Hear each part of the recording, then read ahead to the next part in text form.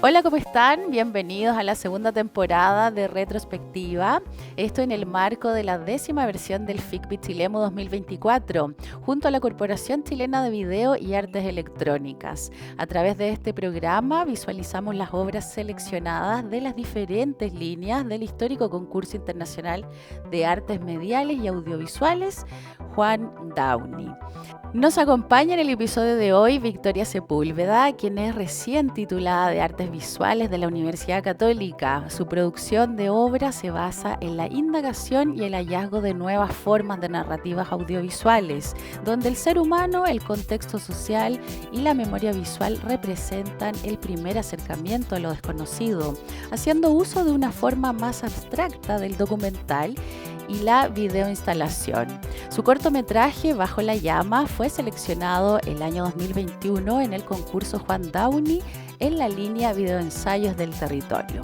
El día de hoy quiero dar la bienvenida entonces a Victoria Sepúlveda. Hola Victoria, ¿cómo estás? Hola Macario, bien, tú. Primero agradecer la invitación a Tiramos TV y bueno, también a la Corporación Chilena de Video por no sé, esta oportunidad que nos da también de presentar estos videos que, bueno, en mi caso, cierto que es video de ensayo del territorio, me permite visibilizar un poco el lugar donde vivo. Sí, muchas gracias Victoria, te agradecemos también que hayas aceptado la invitación a participar de esta serie, de este programa en colaboración con la Corporación Chilena del Video. Así es que ahora te quiero pedir que presentes tu cortometraje Bajo la llama. Ya, bueno, los invito a verlo primero en realidad para invitarlos también a esta como nueva forma de visibilizar el documental. Es un video que se presenta en simultáneo, son dos imágenes de dos personajes, Norma y Eduardo. Y eso, prefiero hablarlo después, así que les presento Bajo la llama, que es un video hecho entre 2020 y 2021. Eso, entonces vamos a ver Bajo la llama y después volvemos para conversar con Victoria todos los detalles, cómo fue su proceso de creación y realización de Bajo la llama. Vamos.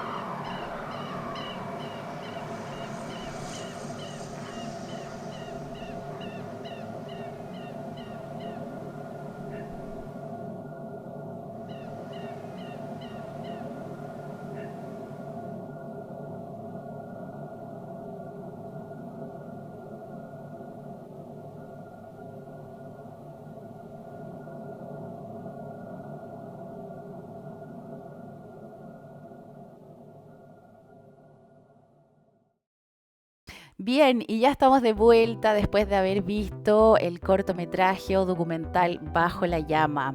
Victoria, entonces ahora vamos a conversar para conocer en profundidad todo el proceso. Lo primero que te quiero preguntar, ¿qué te llevó a realizar Bajo la llama? Bueno, esa pregunta igual es compleja porque en realidad fueron muchas cosas que ocurrieron en ese momento. Primero yo estaba en el último año de la U, de la Escuela de Arte, y tenía que saber con qué o sea, qué iba a trabajar para egresar. Y fue justo en tiempos de pandemia. Quizás no se ve en el video porque no hay con mascarilla, no hay nada de eso. Que también fue una decisión mía de que no apareciera así. En el fondo, igual había una problemática que nos generaba toda la escuela de con qué íbamos a trabajar. O sea, considerando de que no estábamos en la escuela, que no teníamos el taller para trabajar. Y que en el caso mío yo me volví a Talcahuano, donde yo vivo, porque estaba en Santiago solo estudiando, pero después de pandemia me vuelvo acá a Talcahuano. Entonces, claro, teníamos reuniones online con los profes allá de la U. Y mi mirada como desde mi realidad también de acá, de lo que estábamos viviendo acá, también me hace como un poco irme como del territorio, como el lugar donde vivo. Y también ese año tomé un taller audiovisual con Iván Osnovico, que en realidad me ayudó mucho como a realizar este trabajo. También junto a la guía del profe Mario Navarro y Francisca García, que igual fue súper importante desde la creación en este medio virtual, ¿cierto? Pero siempre como de manera sistemática trabajando en conjunto. Creo que ayudó, ¿cierto?, a la realización de este trabajo. También viene desde el lado de la memoria mía propia, ¿cierto? Porque yo nací acá en Talcahuano, me crié en los cerros de Talcahuano, como desde una mirada súper en relación con la naturaleza, ¿cierto?, con la playa, el parque, pero como que mi primer acercamiento con esto de que en realidad yo vivía también en una zona industrial fue en los años 90, para el accidente que hubo en Talcahuano, como estaba ahí San Vicente.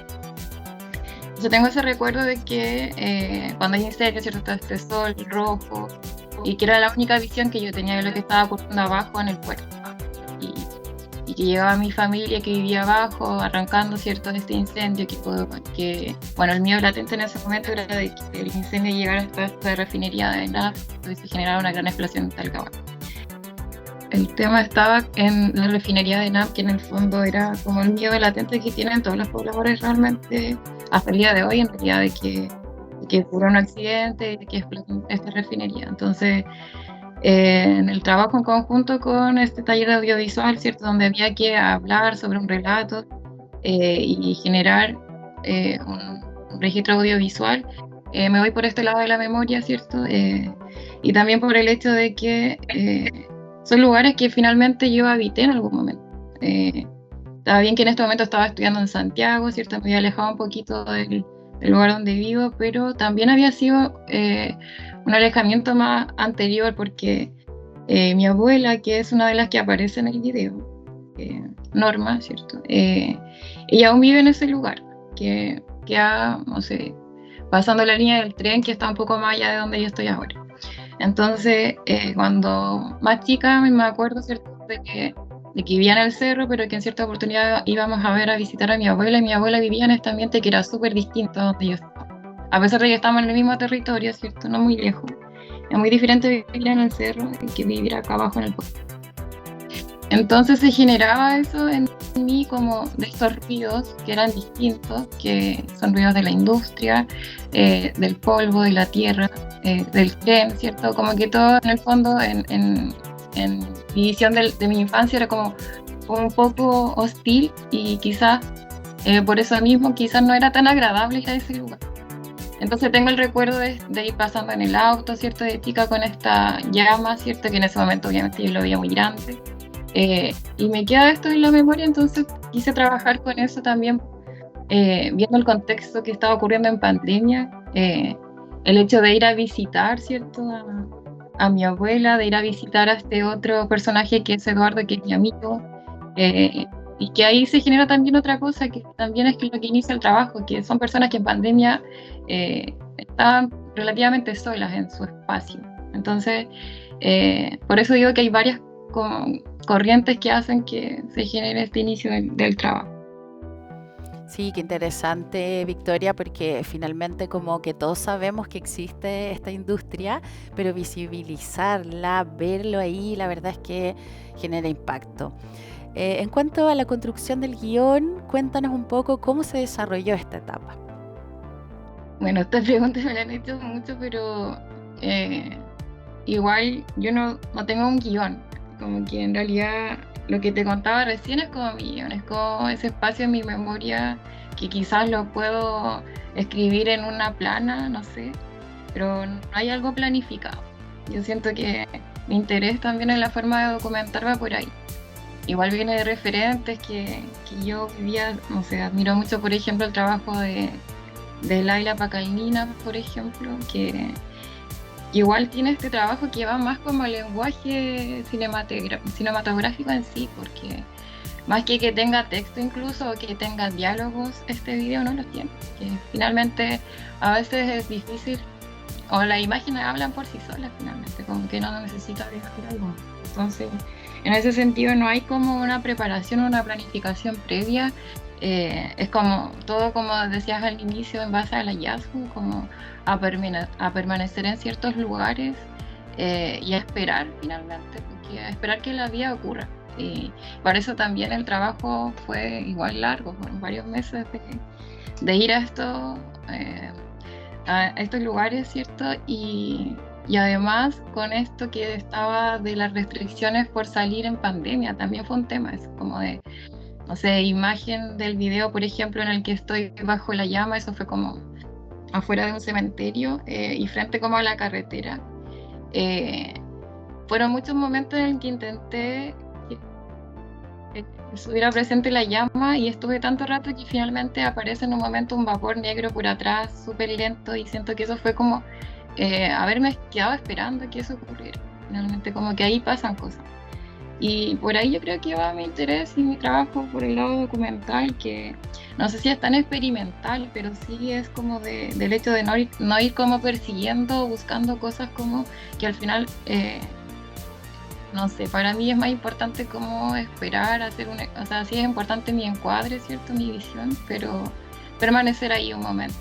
El tema del tiempo, del espacio-tiempo igual es súper importante para mí en mi trabajo y lo tomo desde ahí, como desde mi tiempo, desde el tiempo que también se da el otro, que me está permitiendo estar en ese espacio, que es tan íntimo también.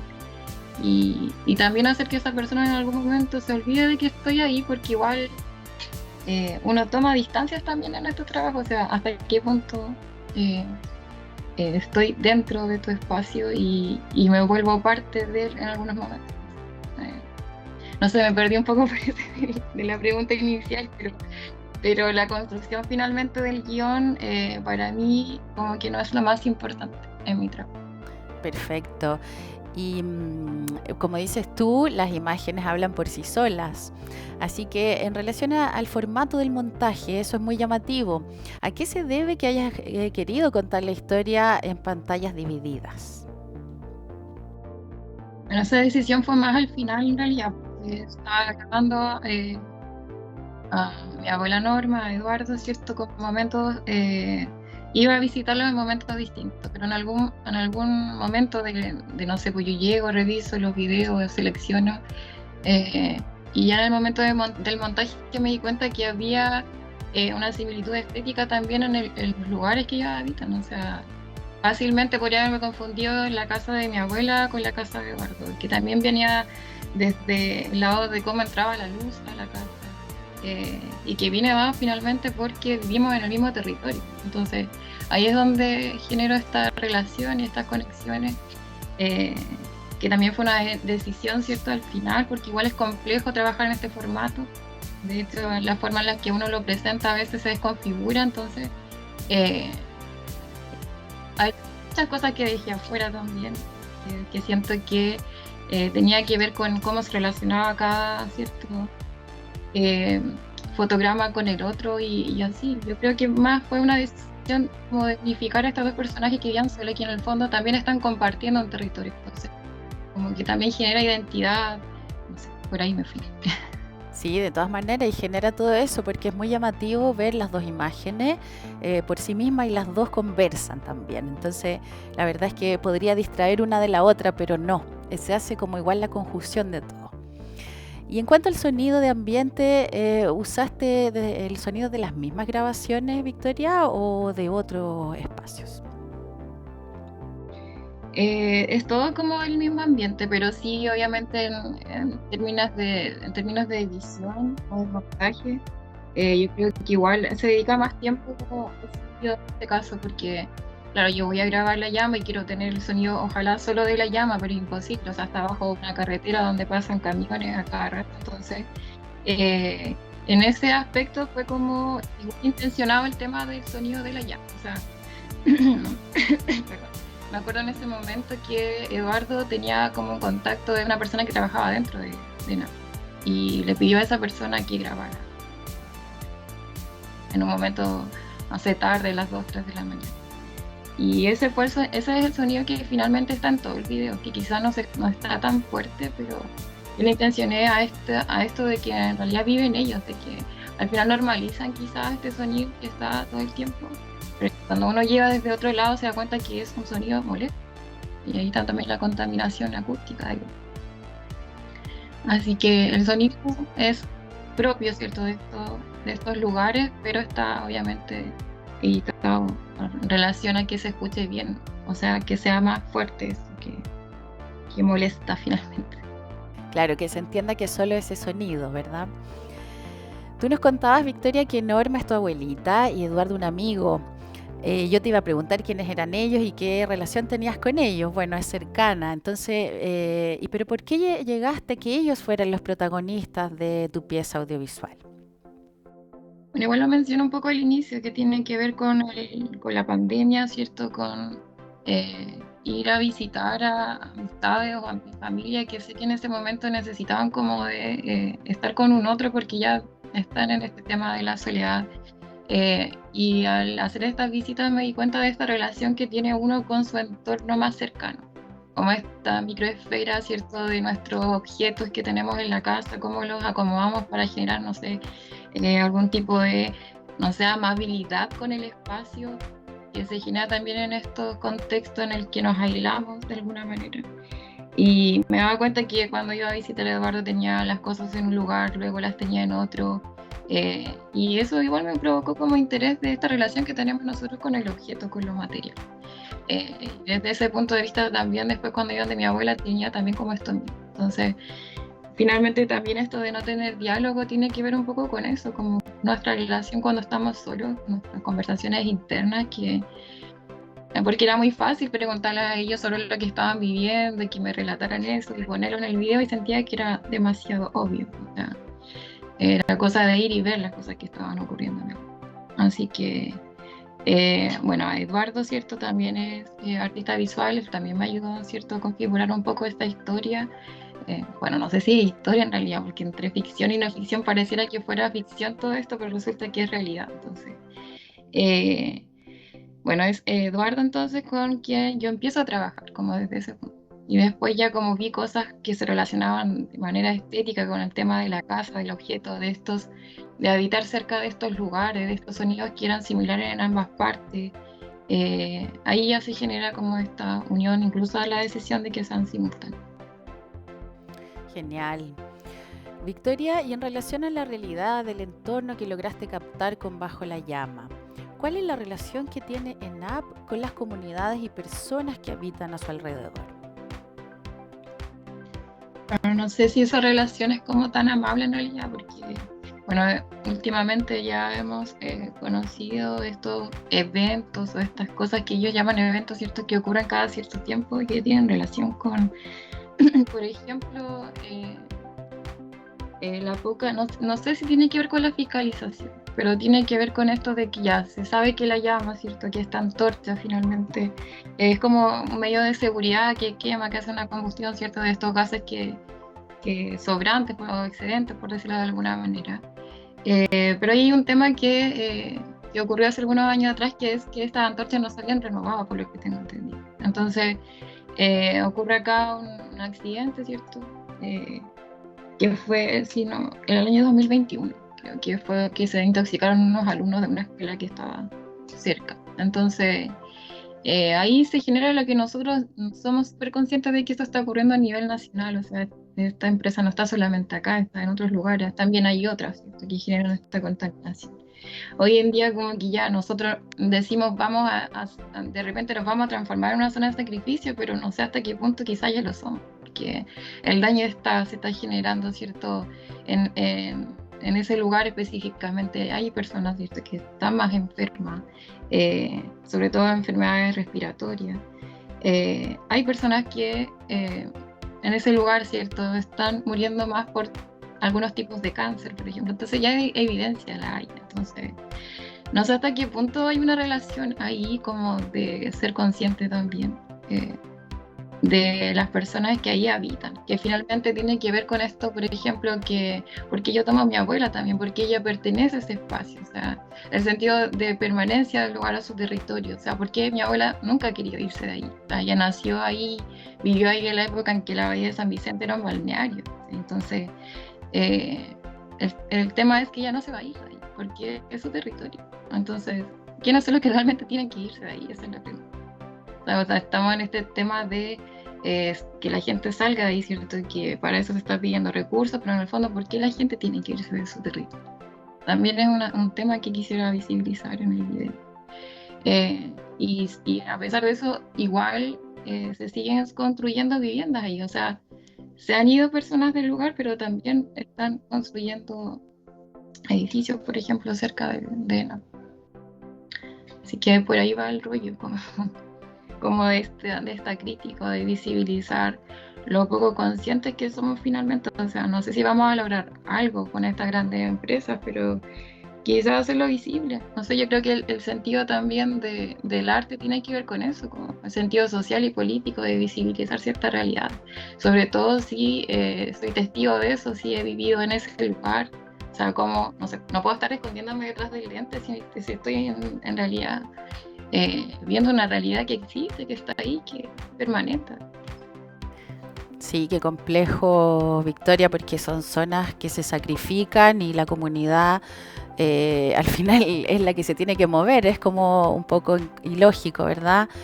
Yo quería preguntarte un poco también sobre esta llama, ¿verdad? Hay imágenes tanto de día como de noche de esta llama que aparece, que nos han mencionado en varias oportunidades.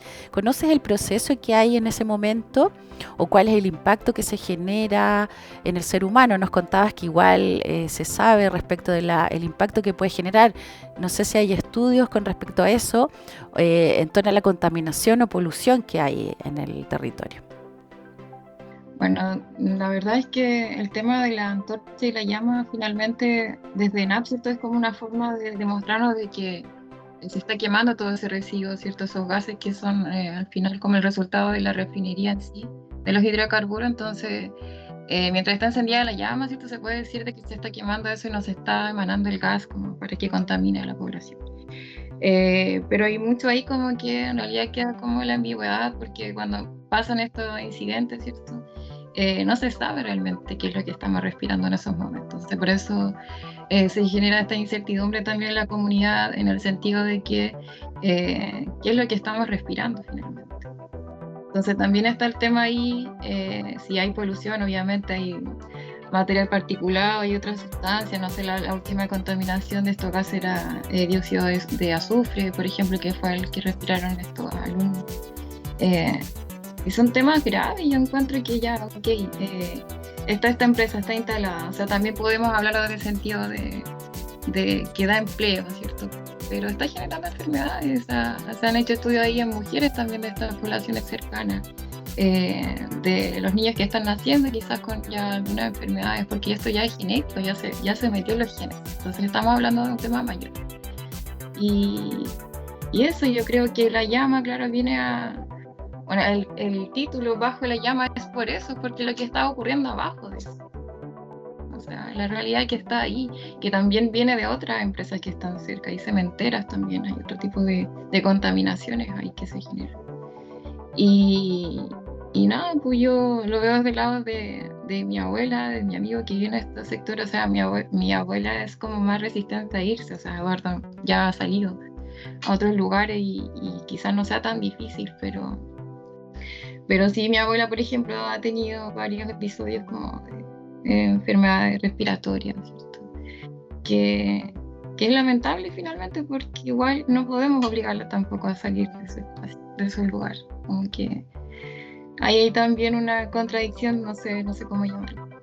Y eso, yo creo que ENAP y esta relación con la comunidad, finalmente, más que NAP, como que NAP es el nombre, ¿cierto? Porque está ahí, tiene que ver en general con lo que está ocurriendo a nivel nacional con esto de las zonas del sacrificio, de por qué seguimos permitiendo que sean zonas de sacrificio, de por qué se generan estas industrias y se instalan en lugares habitados ya por personas. Y cómo nos hacemos responsables también de la parte de la salud de las personas, porque en el fondo pasan por alto también el derecho a muchas cosas, o sea, más que el derecho a la vida, ¿cierto? A la salud, también está la educación, o sea, cómo estos niños se están educando en este ambiente, con el riesgo potencial de que en cualquier momento, ¿cierto?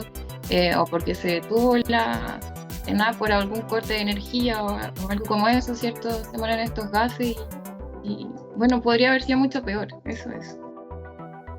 Exacto, Victoria, no, interesantísimo el tema que estamos tocando para visibilizar estos espacios o zonas de sacrificio, que como tú bien mencionas, algunas personas a lo mejor emigran, pero otras no. Entonces, finalmente se ven perjudicadas absolutamente. Victoria, ahora quiero preguntarte en cuanto a los públicos y festivales.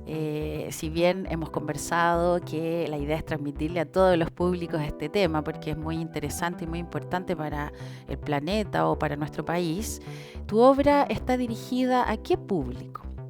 Si hay alguno en especial.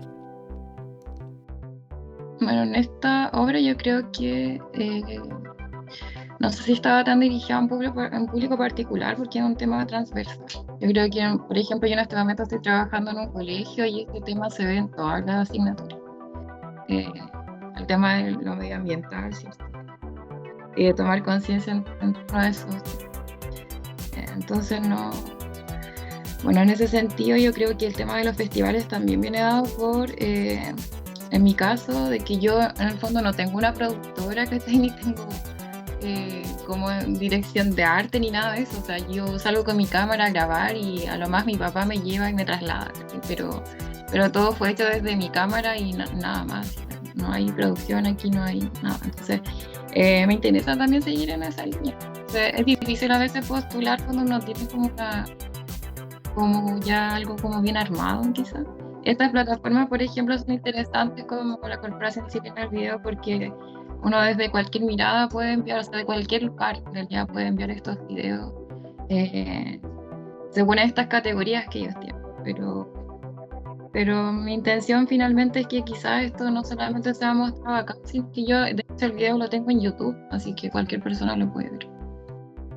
Genial, tiene el acceso a todos entonces y me imagino que buscas transmitir todo el sentido de lo que significa vivir ahí.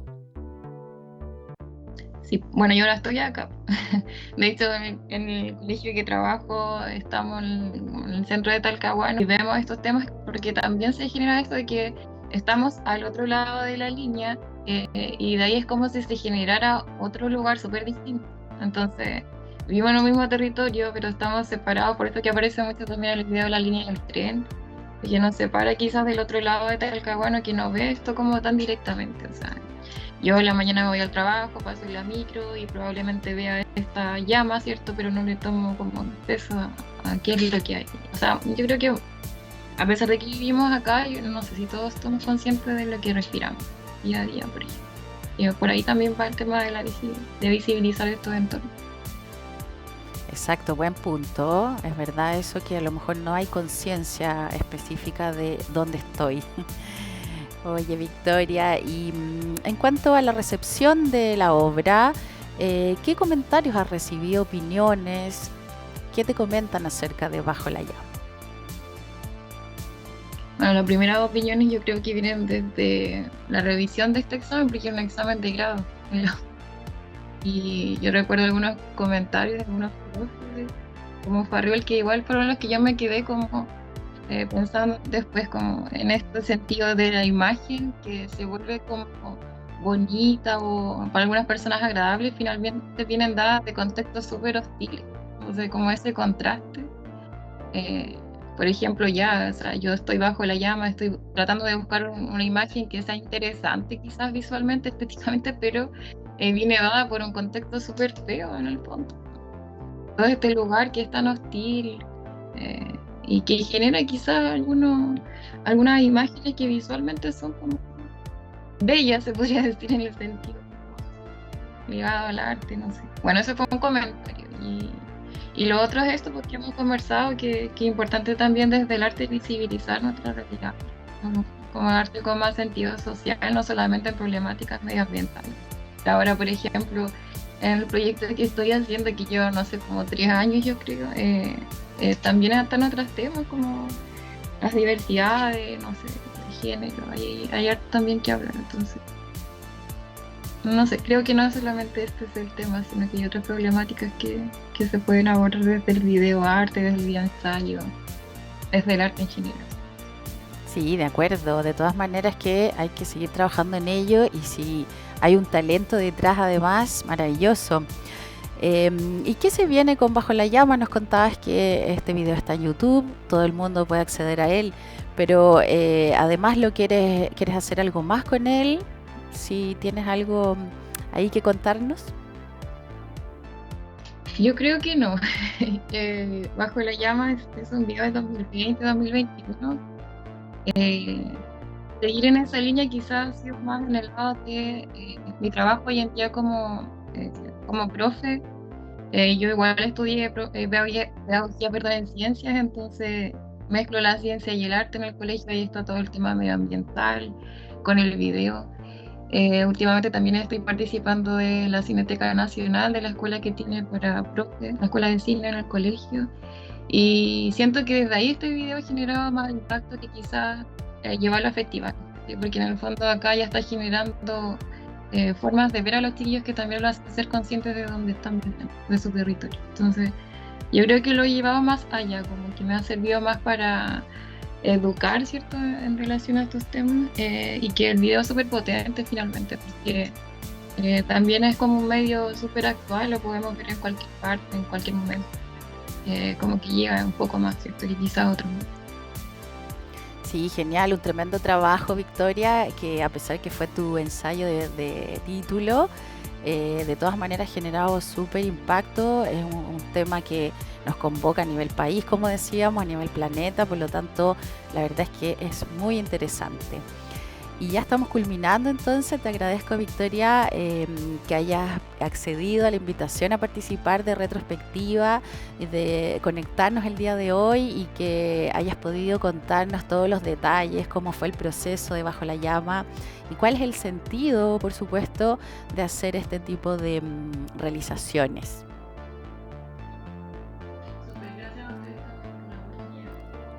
Gracias, Victoria. Y de esta manera finalizamos este episodio de Retrospectiva en cooperación con FIC Pichilemu y la Corporación Chilena de Video y Artes Electrónicas. Nuestro agradecimiento entonces a Victoria por compartir su manera única de plasmar la realidad cotidiana a través de nuevas narrativas. Los convocamos a estar con nosotros en el próximo episodio, donde persistiremos en el descubrimiento de los artistas más destacados del concurso Juan Downey de los últimos tiempos. Recuerden que pueden sintonizarnos a través de nuestras múltiples señales de televisión y en internet por vivo.pichilemutv.org. Que estén muy bien, hasta la próxima.